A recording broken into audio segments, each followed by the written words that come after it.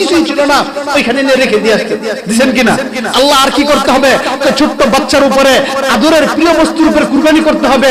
ইব্রাহিম আলাইহিস সালাম প্রস্তুত হয়ে গেছেন ছেলের উপর কুরবানি করার জন্য, করছেন কিনা? তো খলিল হলো সবকিছু বিসর্জন, সবকিছু উৎসর্গ করে দিয়েছেন কার জন্য? আল্লাহর জন্য, মাহবুবের জন্য, হাবিবের জন্য। আর রসুলের অবস্থা যখন আসছে তখন কেমন যে রসুল তো হাবিব, আল্লাহ সুবহানাহু ওয়া তাআলা বলছেন হাবিব আপনার কি চাই, কি প্রয়োজন? রসুল যেন বলতেছেন ইয়া আল্লাহ আমার তো এখন প্রয়োজন আকাশের চাঁদটাকে দ্বিখণ্ডিত করে দিতে হবে। আবু জাহলরা বলছে চাঁদটাকে দ্বিখণ্ডিত করে দিলে তারা নাকি ইসলাম মানবে। আল্লাহ বলতেছেন হাবিব আমি আপনার জন্য সবকিছু করতে প্রস্তুত আছি, আপনি শুধু আঙ্গুল দিয়ে ইশারা করেন চাঁদকে দ্বিখণ্ড করে দিবেন। আল্লাহ সুবহানাহু ওয়া তাআলা আল্লাহ তার হাবিবের জন্য বলছে হাবিব আর কি করতে হবে? রাসূল বলতেছে আল্লাহ ওই আবু জাহেলরা বলতেছে এই পাথরগুলো আমার হাতের ভিতরে মুষ্টির মধ্যে পাথর আছে, এগুলো কথা বললে নাকি তারা ঈমান আনবে, আপনি এগুলোর মধ্যে কথা বলে দেন।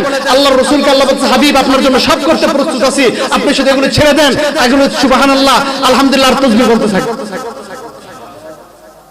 অর্থাৎ সমস্ত কিছু, সমস্ত নবীরা, সমস্ত ওলিরা, সমস্ত কিছু আল্লাহর সন্তুষ্ট করার জন্য, আল্লাহকে রাজি করার জন্য তারা সমস্ত কিছু করতে প্রস্তুত হয়ে গেছে। আর রসুলকে রাজি করার জন্য আল্লাহ সবকিছু করার প্রস্তুত হয়ে গেছে। এই খলিল আর হাবিবের মধ্যে এই পার্থক্য। তো এই হাবিবুল্লাহ যখন দুনিয়াতে আসছেন, ইসলাম নিয়ে আসছেন, দুনিয়ার বুকেও সবার কাছে প্রিয় ছিলেন। কি প্রিয় ছিলেন কিনা? মক্কাতে সবার কাছে প্রিয় ছিলেন, সবাই তাকে আলামিন বলছে, সত্যবাদী বলছে, বিশ্বস্ত বলছে, আমানতদার বলছে, নিজেদের আমানত নিয়ে রাখছে। মক্কায় কোনো যতদিন পর্যন্ত আল্লাহ রাসূল দ্বীন ইসলামের কথা বলেন নাই ততদিন পর্যন্ত শত্রু ছিল? কেউ শত্রু ছিল না, সবাই তার বন্ধু ছিল, সবাই তার প্রিয় ছিল, সবাই তার কথা মানত। এমনকি হাজরে আসওয়াদের মীমাংসা করার জন্য আবু জাহেলরা সবাই মিল্লা রসুলকে ফয়সালাকারী হিসেবে মেনে নিয়েছে। সুবহানাল্লাহ।